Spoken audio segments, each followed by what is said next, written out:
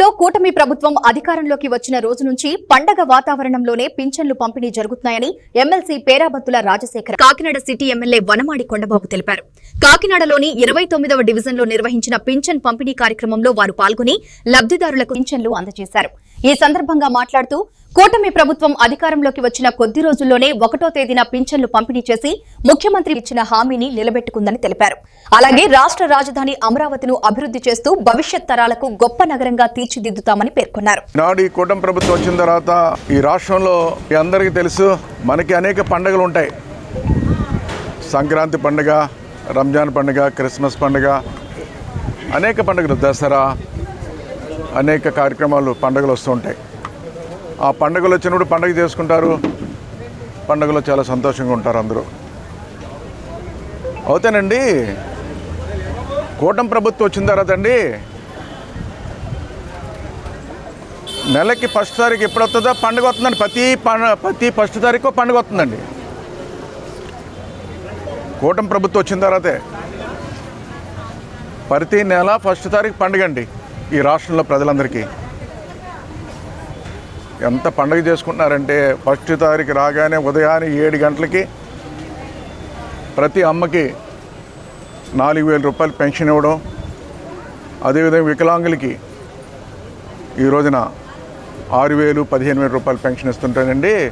పండుగ చేసుకుంటున్నారండి ఈ రోజున. అందుకే చెప్తున్నా, కూటమి ప్రభుత్వం వచ్చిన తర్వాత ప్రతి నెల 1వ తారీఖు పండుగ చేసుకుంటున్నారని సందర్భంగా తెలియజేస్తున్నా. ఇదివరకు ఈ డబ్బులు లేని పరిస్థితుల్లో, పెన్షన్ తక్కువ ఉన్న పరిస్థితులు అండి చాలా ఇబ్బందులు పడిపోయేవారు. ఈరోజు మీరు వచ్చారు, చూసాం, ఒక అమ్మ ఈ డబ్బులు వస్తేనే నేను మందులు కొనుక్కుని ఈరోజు జీవిస్తానని చెప్పింది అమ్మ. అదేవిధంగా ఇలాంటి పెన్షన్లు అండి గత ప్రభుత్వం ఇచ్చినప్పుడు అండి మీకు కూడా, మీ ద్వారా కూడా ఆ రోజు చూపించడం జరిగింది. గత ప్రభుత్వంలో పెన్షను ఇచ్చి ఆ సమయంలో చెత్త పన్ను వేసిందండి. చెత్త పన్ను వేస్తేనండి, చెత్త పన్ను డబ్బులు కట్టలేని పరిస్థితులు ఉంటే పెన్షన్లో చెత్త పన్ను కట్ చేసేవారండి. మా కంప్లైంట్లు వచ్చినాయి. కంప్లైంట్ వస్తే మీ ద్వారా పాత్రికేయుల్ని, మీ అందరినీ తీసుకుని వెళ్ళాను ఆ రోజున.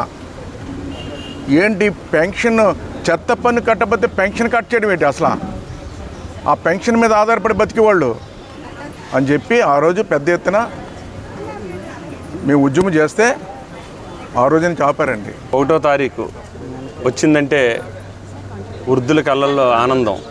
ముఖ్యంగా ఎన్టీఆర్ భరోసా పెన్షన్ ఆ రోజు చంద్రబాబు నాయుడు గారు నేను పెద్ద కొడుకుగా ఉంటాను అని ఏదైతే మాటిచ్చారో, మాటిచ్చిన ప్రకారం కూడా వృద్ధులకు, వికలాంగులకు కూడా పెద్ద కొడుకుగా ఉండి ఒక ఆత్మధైర్యాన్ని నింపే కార్యక్రమం ఇది. 1వ తారీఖు ఆదివారం వస్తే ముందు రోజే పెన్షన్ ఇమ్మని చెప్పడం జరిగింది.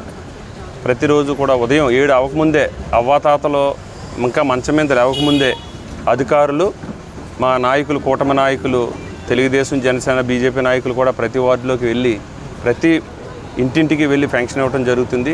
ఎక్కడా కూడా అవినీతి లేకుండా, ఏ విధమైన స్వార్థం లేకుండా నిష్పక్షపాతంగా మరి ఇది మంచి ప్రోగ్రాం ఇస్తున్నాం. చంద్రబాబు నాయుడు గారికి, పవన్ కళ్యాణ్ గారికి అభినందనలు తెలియజేస్తూ, మరి ఈరోజు కూటమి ప్రభుత్వం రాజధాని గురించి కూడా ఒక మాట మనం చెప్పాలి. రాజధాని అమరావతి అని ప్రకటించినప్పుడు జగన్మోహన్ రెడ్డి 30,000 ఎకరాలు సరిపోదు, 50,000 ఉండాలని ఆ రోజు చెప్పిన మాట మళ్ళీ అతను అధికారంలోకి వచ్చిన తర్వాత 3 ముక్కలాట ఆడి రాజధాని అమరావతి కాదని, విశాఖపట్నం అని, కర్నూలు అని మన ప్రాంతాల మధ్య చిచ్చుపెట్టడం జరిగింది. మళ్ళీ కూటమి ప్రభుత్వం వచ్చిన తర్వాత మరి మొన్ననే మరి కొండబాబు గారు కూడా అసెంబ్లీకి వెళ్ళి తీర్మానం చేయడం జరిగింది. తీర్మానం చేసిన ప్రకారం రేపు పార్లమెంట్లో కూడా ప్రవేశపెట్టడం, అలాగే మంత్రిమండలి ఆమోదం, రాష్ట్రపతి ఆమోదంతో తొందరలోనే మరి క్యాపిటల్ రాజధాని అని, అమరావతి రాజధాని మన పిల్లలకి, మన వారసులకి తెలియజేసే విధంగా ఈ కూటమి ప్రభుత్వం కృషి చేస్తున్నందుకు చంద్రబాబు నాయుడు గారికి, పవన్ కళ్యాణ్ గారికి, మోడీ గారికి మనందరి తరఫున కూడా అభినందనలు, శుభాకాంక్షలు తెలియజేస్తాం.